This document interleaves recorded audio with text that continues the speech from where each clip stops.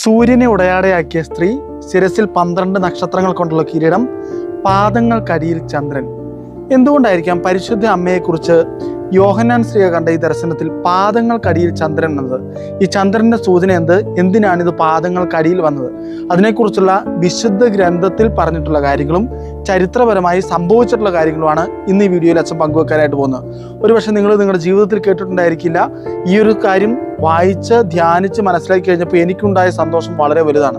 കാരണം അത്രയേറെ ദൈവിക രഹസ്യങ്ങൾ ഈ ഒരു വാക്യത്തിൽ ഒളിഞ്ഞു കിടപ്പുണ്ടെന്നുള്ളത് ഒത്തിരിയേറെ സന്തോഷം നൽകുന്ന ഒരു കാര്യമാണ്. സ്നേഹമുള്ളവർ, ഈ ഒരു സമയം നമ്മളിവിടെ ഇവാലുവേറ്റ് ചെയ്യാനായിട്ട് പോകുന്നത് 2 പ്രധാനപ്പെട്ട വാക്യങ്ങളാണ്. ഒന്ന്, പാദത്തിനടിയിൽ എന്നതുകൊണ്ട് എന്തുദ്ദേശിക്കുന്നു? 2, ചന്ദ്രൻ എന്നതുകൊണ്ട് എന്തുദ്ദേശിക്കുന്നു? ആദ്യം നമുക്കെടുക്കാം പാദത്തിനടിയിൽ. സ്നേഹമുള്ളവർ, ഇവിടെ ഉപയോഗിച്ചിരിക്കുന്ന ഈ ഗ്രീക്ക് പദം വിശുദ്ധ ഗ്രന്ഥത്തിലെ 3 പ്രധാനപ്പെട്ട വചനഭാഗമായിട്ട് ചേർന്ന് പോകുന്നതാണ്. ഒന്നാമത്തെ ഇതാണ് സങ്കീർത്തനങ്ങളുടെ പുസ്തകം 110-ാമത്തെ അധ്യായത്തിന്റെ 1-ാമത്തെ വാക്യം. കർത്താവ് എൻ്റെ കർത്താവിനോട് അരുൾ ചെയ്തു, ഞാൻ നിന്റെ ശത്രുക്കളെ നിന്റെ പാദങ്ങൾക്ക് കീഴിലാക്കുവോളം. അപ്പൊ ഇവിടെ പറയാണ് ശത്രുക്കളെ പാദങ്ങൾക്ക് കീഴിലാക്കുവോളം. 2 കാര്യം ഓർത്തിരിക്കണം. ഒന്ന് ശത്രുക്കൾ, 2 പാദങ്ങൾക്ക് കീഴിൽ ശത്രുക്കളെ ആക്കുകയാണ്. അതിന്റെ അർത്ഥം എന്താണ്? ഈ ശത്രുക്കളുടെ മുകളിൽ ആധിപത്യം വരുത്തുക, അല്ലെങ്കിൽ ഈ ശത്രുക്കളെ എന്നേക്കും തോൽപ്പിക്കുക. ഈശോ തന്റെ ഉദ്ധാനത്തിലൂടെ സ്വർഗത്തിലേക്ക് കയറി എന്നേക്കുമായിട്ട് ശത്രുക്കളെ, പിശാചിനെ, അവന്റെ പ്രവർത്തനങ്ങളെ തോൽപ്പിക്കുന്നതിന്റെ സൂചനയാണ് ഈ ഒരു വാക്യം എന്ന് പറയുന്നത്. 2-ാമത്തെ വാക്ക് നമ്മൾ കാണുന്നത് റോമാക്കാർക്ക് എഴുതിയ ലേഖനത്തിന്റെ 16-ാമത്തെ അധ്യായത്തിന്റെ 20-ാമത്തെ വാക്യത്തിലാണ്.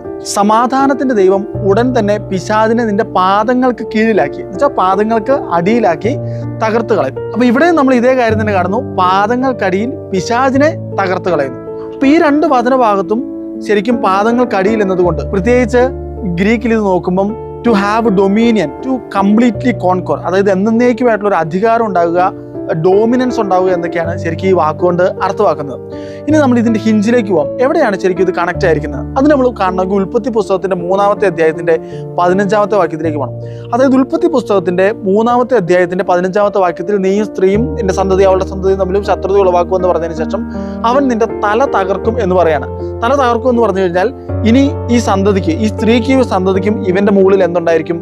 ആധിപത്യം ഉണ്ടായിരിക്കും. പിശാചിന്റെ മുകളിൽ, സർപ്പത്തിന്റെ മുകളിൽ ആധിപത്യം ഉണ്ടായിരിക്കും. ഇനി ആധിപത്യം എന്നുള്ള വാക്കിനെ കുറിച്ച് നമുക്ക് എവിടെ നിന്നാണ് ഈ ആധിപത്യം എന്നുള്ള വാക്ക്? നമ്മൾ വിശുദ്ധ ഗ്രന്ഥം പരിശോധിക്കുമ്പോൾ ഈ ആധിപത്യം എന്നുള്ള വാക്ക് വിശുദ്ധ ഗ്രന്ഥത്തിൽ നമ്മൾ ആദ്യമായിട്ട് കാണുന്നത് ഉൽപ്പത്തി പുസ്തകത്തിൽ ദൈവം മനുഷ്യനെ സൃഷ്ടിച്ചതിന് ശേഷമാണ്. ദൈവം മനുഷ്യനെ സൃഷ്ടിക്കുന്നു. അങ്ങനെ മനുഷ്യനെ സൃഷ്ടിച്ചതിന് ശേഷം ദൈവം മനുഷ്യനോട് പറയാണ്, നിനക്ക് ഭൂമിയിലുള്ള എല്ലാത്തിന്റെ മുകളിൽ ആധിപത്യം ഉണ്ടായിരിക്കട്ടെ. ശരിക്കും ആർക്കാണ് ദൈവം ഈ ആധിപത്യം കൊടുക്കുന്നത്? ഭൂമിയിലുള്ള എല്ലാത്തിന്റെ മുകളിൽ ദൈവം ആധിപത്യം കൊടുക്കുന്നത് മനുഷ്യകുലത്തിനാണ്. മനുഷ്യന് കൊടുക്കുന്ന ഈ ആധിപത്യം പക്ഷെ അവന് നിലനിർത്താനായിട്ട് പറ്റുന്നില്ല. കാരണം ഉൽപ്പത്തി പുസ്തകത്തിന്റെ 3-ാമത്തെ അധ്യായത്തിൽ മനുഷ്യൻ പാപം ചെയ്തു, പിശാചിന്റെ വാക്ക് കേട്ട് പാപം ചെയ്തുകൊണ്ട് മനുഷ്യന് കിട്ടിയിരിക്കുന്ന ഈ ആധിപത്യം, മനുഷ്യന്റെ അടക്കമുള്ള ഈ ആധിപത്യം മനുഷ്യൻ ആർക്ക് കൊടുത്തു? അത് മനുഷ്യൻ പിശാചിന് കൊടുത്തു. ഇനി മനുഷ്യന്റെ മേലെ ആധിപത്യം മനുഷ്യനില്ല, ഈ സൃഷ്ടിയുടെ മേലെ ആധിപത്യം മനുഷ്യനില്ല, മറിച്ച് ഈ ഭൂമിയിൽ പിശാചിന്റെ പ്രവർത്തനം കളിയാടുകയാണ്. കാരണം പാപത്തിലൂടെ പിശാചിന് ഈ ഭൂമിയുടെ മേൽ, മനുഷ്യ മക്കളുടെ മേൽ, ആദത്തിന്റെ സന്തതിയുടെ മേൽ ഒരു ആധിപത്യം കിട്ടി. ഇതുകൊണ്ടാണ് ഈശോയുടെ പ്രലോഭനത്തിന്റെ സമയത്ത് പിശാച് ഈശോയോട് പറയുന്നുണ്ട്, നീ എന്നെ കുമ്പിട്ട് ആരാധിക്കുകയാണെങ്കിൽ ഇതെല്ലാം നിനക്ക് ഞാൻ നൽകാം, കാരണം ഇവയെല്ലാം എനിക്ക് നൽകപ്പെട്ടിരിക്കുന്നു. ഇതൊന്നും പിശാചിന് നൽകപ്പെട്ടിട്ടുള്ളതല്ല. പക്ഷെ ആ സമയത്ത് ഈശോയുടെ പിശാച് പറയാണ്, ഇതെല്ലാം എനിക്ക് നൽകപ്പെട്ടിരിക്കുന്നു, ഇതെല്ലാം എൻ്റെയാണെന്ന്. പക്ഷേ ഈശോ ഉദ്ധാനം ചെയ്തതിന് ശേഷം ഈശോ ശിഷ്യന്മാരെ കാണുമ്പോൾ ഈശോ പറയുന്നുണ്ട്, ആകാശത്തിന്റെയും ഭൂമിയുടെയും മേലുള്ള സകല ആധിപത്യവും എനിക്ക് നൽകപ്പെട്ടിരിക്കുന്നു. അപ്പൊ ഈശോയുടെ കുരിശുമരണ ഉദ്ധാനത്തിലൂടെ ഈശോയ്ക്ക് കിട്ടുന്നതാണെന്ത്? ഈ ആധിപത്യം എന്ന് പറയുന്നത്. ഇനി പരിശുദ്ധ അമ്മയിലേക്ക് കടന്നു വരാം. സ്നേഹമുള്ളവരെ, പരിശുദ്ധ അമ്മ ഈശോയായിട്ട് പൂർണ്ണമായിട്ട് ഐക്യപ്പെട്ടിരിക്കുന്ന ഒരാളാണ്. ഈശോ നേടിയെടുത്ത എല്ലാത്തിന്റെ ആദ്യ പങ്ക് ശരിക്കും കിട്ടുന്ന പരിശുദ്ധ അമ്മയ്ക്കാണ്. ഈശോ സ്വർഗത്തിലേക്ക് പോയി ഉടനെ തന്നെ കുറച്ച് കാലഘട്ടം കഴിയുമ്പോൾ പരിശുദ്ധ അമ്മ എന്ത് ചെയ്യാണ്? സ്വർഗത്തിലേക്ക് കൊണ്ടുപോവുകയാണ്. ഇത് യോഹന്നാൻ കണ്ടതിന്റെ വെളിച്ചത്തിലാണ് ശരിക്കും ഈ ഒരു ദർശനം എഴുതപ്പെട്ടിരിക്കുന്നത്. അപ്പൊ ഇദ്ദേഹം കാണുന്ന ഇപ്രകാരമാണ്, പരിശുദ്ധ അമ്മയുടെ പാദങ്ങൾക്ക് അടിയിൽ ചന്ദ്രൻ. അപ്പൊ പരിശുദ്ധ അമ്മയ്ക്ക് ഈശോയോടൊപ്പം എന്തിന്റെയോ മേലെ ആധിപത്യം കിട്ടുകയാണ്. എന്തിന്റെ മുകളിലാണ് ശരിക്കും ഈ ആധിപത്യം കിട്ടുന്നത്? നമ്മൾ നേരത്തെ ഈശോ ഇതെല്ലാം നമ്മൾ കണ്ടു. പക്ഷേ ഈ ആധിപത്യം ഇച്ചൂടെ മനസ്സിലാവണമെങ്കിൽ എന്താണ് ഈ ചന്ദ്രൻ സൂചിപ്പിക്കുന്നത് എന്നുള്ളതും കൂടെ നമ്മളൊന്ന് മനസ്സിലാക്കേണ്ടിയിരിക്കുന്നു. വിശുദ്ധ യോഹന്നാൻ ശ്ലീഹ ഈ ഒരു ഭാഗം എഴുതുന്ന സമയത്ത് അന്നത്തെ കൾച്ചറിൽ, അല്ലെ അന്നത്തെ ചിന്താരീതിയിൽ, റിലീജിയസ് മൈൻഡിൽ ചന്ദ്രൻ എന്ന് പറയുന്നത് മ്യൂട്ടാലിറ്റിയെ സൂചിപ്പിക്കുന്നതായിരുന്നു. അതായത് അന്നത്തെ ലോകത്തെ അവർ 2ആയിട്ട് തിരിച്ചിരുന്നു. ഒന്ന്, ചന്ദ്രന് മുകളിലുള്ള ലോകവും, 2 ചന്ദ്രന് താഴെയുള്ള ലോകം. ചന്ദ്രന് മുകളിലുള്ള ലോകമാണ് സ്ഥിരമായിട്ട് നിൽക്കുന്ന ലോകം, അതായത് മാറ്റമില്ലാത്ത ലോകം. ഈ ലോകത്തിൽ നിന്നാണ് എല്ലാ നന്മയും അനുഗ്രഹമുള്ളത്, ദൈവമുള്ളത് ഈ ലോകത്താണ്. ഇനി ചന്ദ്രന് താഴെയുള്ള ലോകം, അത് മാറുന്ന ലോകമാണ്. അത് പിശാചിന്റെ കീഴിൽ പെട്ടുപോയൊരു ലോകമാണ്. അത് എപ്പോഴും ഇങ്ങനെ മാറിക്കൊണ്ടിരിക്കും. അതുകൊണ്ടാണ് നമ്മൾ ചന്ദ്രനെ ശ്രദ്ധിച്ചത്. ചന്ദ്രൻ എപ്പോഴും ഒരു ഒരു സ്റ്റാറ്റിക് ആയിട്ട് എപ്പോഴും ചിലപ്പോൾ പൂർണ്ണചന്ദ്രനായിരിക്കും, ചിലപ്പോൾ പകുതി ഉണ്ടാവുള്ളൂ, ചിലപ്പം നമ്മുടെ തേങ്ങാപ്പൂളിൻ്റെ ഷേപ്പ് പോലെ ആയിരിക്കും ചന്ദ്രൻ ഇരിക്കുന്നത്. ഇതിങ്ങനെ മാറിക്കൊണ്ടിരിക്കും. അപ്പം ഒരു ഫ്ലക്ച്വേറ്റിംഗ് വേൾഡ്, എപ്പോഴും മാറുന്ന മോർട്ടാലിറ്റിയെ, മരണത്തെ സൂചിപ്പിക്കാനുണ്ട്. അത് മാത്രമല്ല ചന്ദ്രൻ ഇടയ്ക്കിടയ്ക്ക് എന്ത് ചെയ്യും, ഈ സൂര്യൻ്റെ പ്രകാശത്തെ എക്ലിപ്സ് തടയുകയും ചെയ്യും. അപ്പം ഇതെല്ലാം വരുന്നതുകൊണ്ട് തന്നെ ഈ ചന്ദ്രനെ ശരിക്കും മാറുന്ന ലോകത്തിൻ്റെ മരണത്തിൻ്റെയൊക്കെ പ്രതീകമായിട്ടാണ് അന്നത്തെ കാലഘട്ടത്തിൽ ഇവര് ഈ ആദിമ സഭയാണെങ്കിലും അതെ അന്നത്തെ ഒരു വേൾഡ് വ്യൂ അങ്ങനെയായിരുന്നു. ഈ മാറ്റവും ഈ മരണവും ഇതെല്ലാം ഈ ഭൂമിയിലേക്ക് കൊണ്ടുവന്നിരിക്കുന്നത് ശരിക്കും പറഞ്ഞു കഴിഞ്ഞാൽ പിശാചിന്റെ പ്രവർത്തനം വഴിയാണ് ഇതെല്ലാം വരുന്നത്. അപ്പൊ പരിശുദ്ധ അമ്മയുടെ പാദങ്ങൾക്കടിയിൽ ചന്ദ്രൻ എന്ന് പറയുമ്പോൾ ശരിക്കും അമ്മ ആധിപത്യം സ്ഥാപിക്കുകയാണ്. ആരുടെ മേലാണ് അമ്മ ആധിപത്യം സ്ഥാപിക്കുന്നത്? അമ്മ ആധിപത്യം സ്ഥാപിക്കുന്നത് മനുഷ്യകുലത്തെ ആധിപത്യത്തിൽ അഴുത്തിരിക്കുന്ന പിശാചിന്റെ മുകളിലാണ്. അപ്പൊ പിശാചിന്റെ മുകളിൽ ഒരു രാജ്ഞിയായ അമ്മയ്ക്ക് അധികാരമുണ്ട് എന്ന് കാണിക്കുന്നതിന് വേണ്ടിയാണ് ശരിക്കും യോഹന്നാൻ ശ്ലീഹായ്ക്ക് ഈ ഒരു ദർശനം ദൈവം കൊടുക്കുന്നത്. ഇത് മാത്രമല്ല, അമ്മയ്ക്ക് എങ്ങനെയാണ് ഈ ഒരു അധികാരം കിട്ടിയത്? ഉൽപ്പത്തി പുസ്തകത്തിന്റെ 3-ാമത്തെ അധ്യായത്തിലൂടെ പിശാചിന് ഈ ലോകത്തിന് മേൽ അധികാരം കിട്ടുന്നത് എന്താണ്? ഹവ്വായുടെ അനുസരണക്കേടിലൂടെയാണ്. പരിശുദ്ധ അമ്മയ്ക്ക് അധികാരം കിട്ടുന്നത് എങ്ങനെയാണ്? പിശാചിന്റെ മേൽ അധികാരം കിട്ടുന്നത് എങ്ങനെയാണ്? അമ്മയുടെ അനുസരണത്തിലൂടെയാണ്. അത് ഈശോയ്ക്കാണെങ്കിലും അതെ, പരിശുദ്ധ അമ്മയ്ക്കാണെങ്കിലും അതെ. ഈശോയും പരിശുദ്ധ അമ്മയും പൂർണ്ണമായിട്ടും ഐക്യപ്പെട്ട് നിൽക്കുന്നതുകൊണ്ട് തന്നെ ഈശോ നേടിയെടുത്ത ഈ അധികാരത്തിൽ അമ്മയ്ക്കും കൂടെ അവിടുന്ന് പൂർണ്ണമായിട്ടുള്ള ഒരു പങ്ക് കൊടുക്കുകയാണ്. അപ്പം അത് വിശ്വാസികൾക്കും കൊടുക്കുന്നില്ല. അതുകൊണ്ടാണ് റോമ 16:20 കാണുന്ന സമാധാനത്തിന്റെ ദൈവം പിശാചിനെ കാൽക്കീഴിലാക്കി തകർത്ത് കളട്ടെ എന്ന് പറയുമ്പോൾ ഈശോയ്ക്ക് കിട്ടിയ അതേ അധികാരം തന്നെ, കാൽക്കീഴിലാക്കാനുള്ള അതേ അധികാരം തന്നെ വിശ്വാസികൾക്ക് കൊടുക്കുന്നുണ്ട്. അതിന്റെ പൂർണ്ണതയിൽ പരിശുദ്ധ അമ്മയ്ക്ക് കൊടുക്കുന്നുണ്ട്. അപ്പൊ അമ്മയ്ക്ക് പിശാചിന്റെ മുകളില്, മരണത്തിന്റെ മുകളില് ഒക്കെയുള്ള അധികാരം കാണിക്കുന്നതിന് വേണ്ടിയിട്ടാണ്, അങ്ങനെ ഒരു അധികാരം ഉണ്ടെന്ന് നമ്മളെ ബോധ്യപ്പെടുത്തുന്നതിന് വേണ്ടിയിട്ടാണ് വിശുദ്ധനായ യോഹന്നാൻ അപ്പസ്തോലന് ശരിക്കും ദൈവം ഇങ്ങനെയൊരു ദർശനം കൊടുക്കുന്നത്. അമ്മ ഇനി സ്വർഗത്തിന്റെ ഭൂമിയുടെ രാജ്ഞിയാണ്. അതായത് പിശാച് കീഴടക്കിയ ഈ ഭൂമിയുടെ മേലും മരണത്തിന്റെ മേലും കറപ്ഷന്റെ മേലെല്ലാം അമ്മയ്ക്ക് ഇനി അധികാരം കിട്ടിയിരിക്കുന്നത് അമ്മ ഇതിനെല്ലാം മുകളിലാണെന്ന് സൂചിപ്പിക്കാനാണ്. ഇതിന്റെ ബിബ്ലിക്കൽ വിശുദ്ധ ഗ്രന്ഥത്തിന്റെ ബേസ് ചെയ്തിട്ടുള്ള കാര്യമാണ് അച്ഛൻ നിങ്ങൾക്ക് ഇപ്പൊ പറഞ്ഞു തന്നത്. പക്ഷേ ഇത് വിശുദ്ധ ഗ്രന്ഥത്തിൽ മാത്രം ഒതുങ്ങി നിൽക്കുന്നതല്ല, ചരിത്രത്തിൽ സംഭവിച്ച വലിയൊരു അത്ഭുതം. അതാണ് ശരിക്കും നമ്മുടെ കണ്ണു തുറപ്പിക്കുന്നത്. ഇതിപ്പം വ്യാഖ്യാനത്തിൽ പെട്ടതാണല്ലോ. പക്ഷെ ഇത് മാത്രമല്ല, ചരിത്രത്തിൽ സംഭവിച്ച വലിയൊരു അത്ഭുതം ഇതുണ്ട്. ഇത് ശരിക്കും കേട്ട് കഴിഞ്ഞാൽ നമ്മൾ എൻ്റെ ദൈവമേ അങ്ങ് എത്രയോ എത്രയോ മനോഹരമായിട്ട് അങ്ങ് ചരിത്രത്തിൽ ചെയ്യുന്നതൊക്കെ നമ്മൾ വിചാരിക്കും.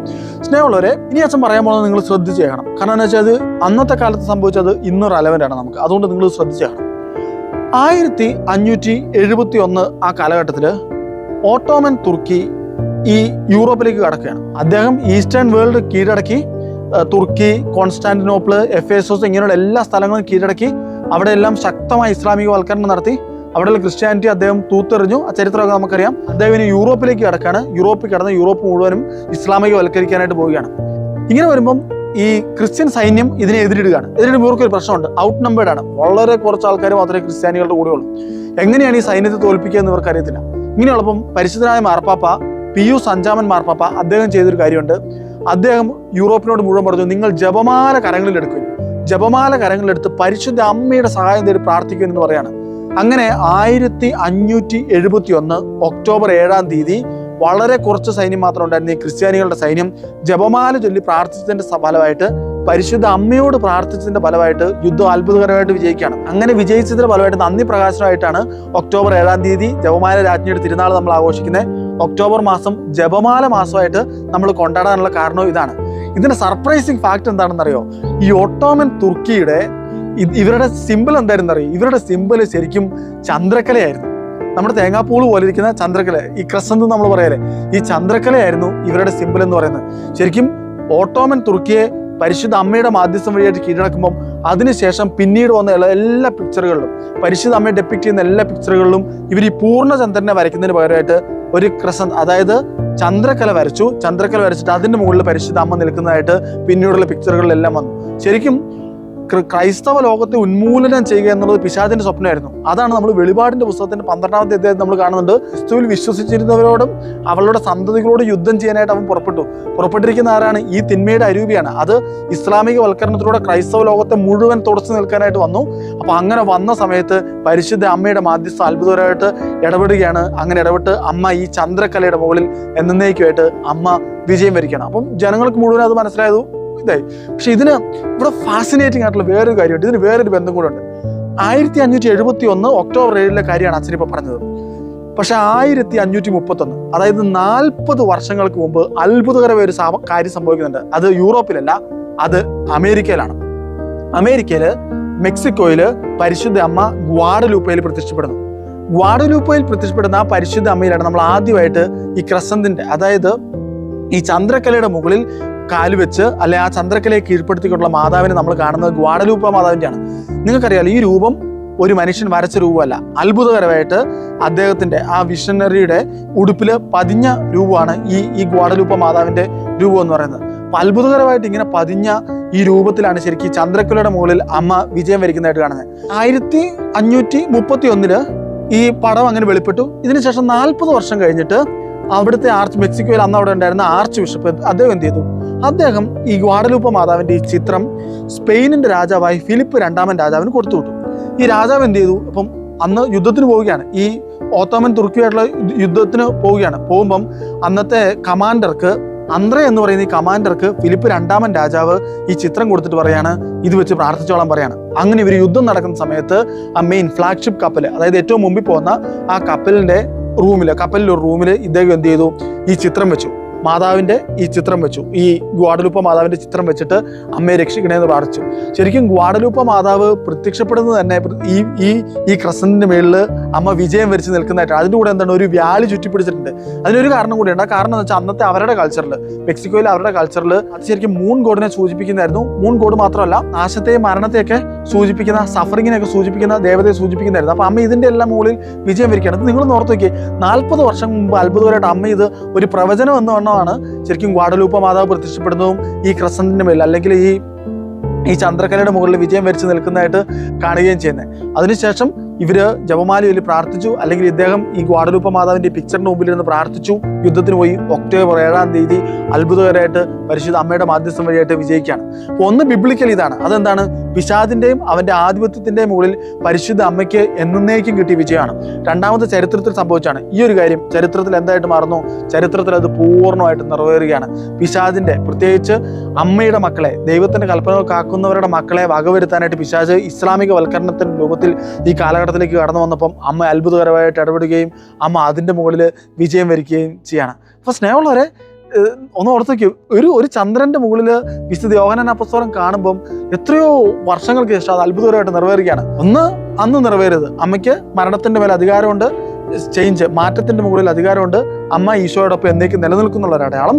2, ഈ ഒരു കാലഘട്ടത്തിൽ ദൈവജനം നശിപ്പിക്കപ്പെട്ടുകൊണ്ടിരിക്കുമ്പോൾ, ഇസ്ലാമികവൽക്കരണം നടന്ന് യൂറോപ്പൊക്കെ നശിപ്പിക്കപ്പെടാനായിട്ട് പോകുന്നൊരു സമയത്ത് അമ്മ അത്ഭുതകരമായിട്ട് ഇടപെടുകയാണ്. പക്ഷെ അന്നും ഇന്നും തമ്മിലൊരു വ്യത്യാസമുണ്ട്. ഇന്ന് ഇസ്ലാമികവൽക്കരണം അല്ലെങ്കിൽ ഈ ഒരു അരുവി വേറൊരു രീതിയിലാണ് പ്രവർത്തിക്കുന്നത്. യുദ്ധമായിട്ടല്ല വരുന്നത്, വേറൊരു രീതിയിലാണ്. യുദ്ധമുണ്ട്, പക്ഷെ അതോടൊപ്പം തന്നെ വേറൊരു രീതിയിലാണ് വരുന്നത്. അന്നത്തെ ജനങ്ങൾ ജപമാല എടുത്ത് പ്രാർത്ഥിച്ചു. യൂറോപ്പ് മുഴുവൻ പ്രാർത്ഥിക്കുന്നുണ്ടായിരുന്നു, അമ്മയെ രക്ഷിക്കണേ, ഇടപെടണേ എന്ന്. പക്ഷെ ഇന്നത്തെ ജനങ്ങൾക്ക് പ്രാർത്ഥനയല്ലേ, നമ്മുടെ ജീവിതങ്ങളിൽ പ്രാർത്ഥനയില്ല. അതുകൊണ്ടാണ് നമുക്ക് പരാജയങ്ങൾ സംഭവിക്കുന്നത്. അതുകൊണ്ട് സ്നേഹമുള്ളവരെ, വിശുദ്ധ ഗ്രന്ഥത്തിൽ പരിശുദ്ധാത്മാവ് ഒളിപ്പിച്ചു വെച്ചിരിക്കുന്ന ഈ ഒരു വലിയ രഹസ്യം മനസ്സിലാക്കി നമുക്ക് എന്ത് ചെയ്യാം? നമുക്ക് ജപമാല എടുത്ത് പ്രാർത്ഥിക്കാം. നമുക്ക് ജപമാല എടുത്ത് പ്രാർത്ഥിച്ച് ഈ ലോകത്തിൽ നിന്ന്, പിശാചിന്റെ പിടിയിൽ നിന്ന് പരിശുദ്ധ അമ്മേ, ഞങ്ങളെ, ഞങ്ങളുടെ കുടുംബത്തെ, ഞങ്ങളുടെ മക്കളെ, സഭയൊക്കെ രക്ഷിക്കണേ നമുക്ക് പ്രാർത്ഥിക്കാം. തീർച്ചയായിട്ടും അമ്മ അവസാനം ഈ ശത്രുവിന്റെ മേൽ വിജയം വരിക്കും. അമ്മ നമുക്ക് വേണ്ടി നിലകൊള്ളും.